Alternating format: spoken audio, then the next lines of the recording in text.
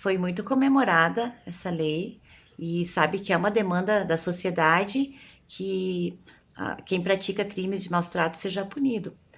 Por isso que a gente trouxe o nosso delegado para falar para a gente, então, como que funciona esse mecanismo aí da denúncia quando chega na delegacia, né, doutor?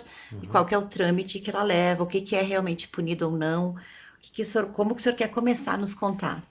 Pois bem, essa legislação ela realmente marcou existe um paradigma, né, antes e depois dessa lei em relação ao tratamento, principalmente na esfera processual penal em relação aos animais, especificamente cães e gatos, né? Que a lei 9.605, a lei dos crimes ambientais, depois foi reformulada, era de 98. Então, desde 98 até um ano atrás, nós tínhamos o artigo 32 que previa, né, a questão dos maus tratos contra animais domésticos de uma forma geral. Abrangia basicamente todos os animais, Todos os né? animais nativos, também Exa exóticos, sim. exatamente. Porém, o apenamento, a pena, era uma pena inferior a 2 anos, a pena máxima. Isso, juridicamente falando, tem uma consequência importante, porque aqueles crimes cuja pena máxima é inferior a 2 anos, a própria legislação ela não prevê, aliás, não é que não prevê, ela não exige que seja instaurado um inquérito policial. Instaurava-se um procedimento mais singelo, eu me diria, chama termo circunstanciado. E ele é singelo do início ao fim, tanto no aspecto da apuração, né, no âmbito da polícia, quanto na sequência. O Ministério Público muitas vezes não tem a obrigação necessária de oferecer a denúncia. Existe a transação penal, existem outros mecanismos que lá no final não necessariamente acarretaria uma punição ao investigado ou a quem maltratou o animal. Pós-edição da denominada Lei Sanção, enfim, em 2020, a pena do delito de maus tratos envolvendo cães e gatos, deixando bem claro somente cães e gatos, a lei foi Sim. bem restrita em relação a isso. Essa lei incluiu um dos parágrafos ao artigo 32 da Lei, né, dos Crimes Ambientais, estipulando a pena de 2 a 5 anos. Ou seja, a pena máxima superior a 2 anos, isso quer dizer o quê? Que eu, delegado de polícia, tendo materialidade, indício e autoria, eu tenho que instaurar um inquérito policial e não simplesmente aquele procedimento singelo, como era outrora, o termo circunstanciado.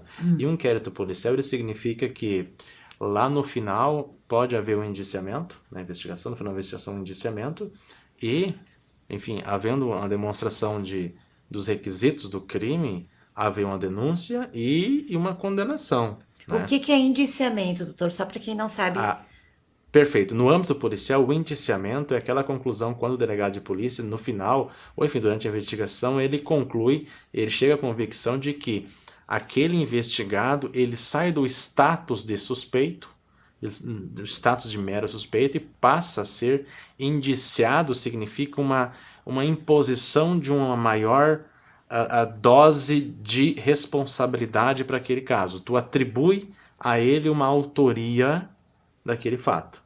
Ele sai de mero suspeito e passa a ser indiciado, ou seja, tem uma carga de suspeição muito maior. E isso já vai para a ficha, o indiciamento vai para a ficha de antecedentes policiais dele. É óbvio que é importante deixar claro que o indiciamento na esfera policial em nada vincula o Ministério Público depois em denunciar ou denunciar, e muito menos o Poder Judiciário depois de condenar ou não condenar. Indiciar não significa que ele vai ser culpado, punido, porque isso, a punição, a condenação é só lá no final, com o trânsito em julgado, com decisão judicial.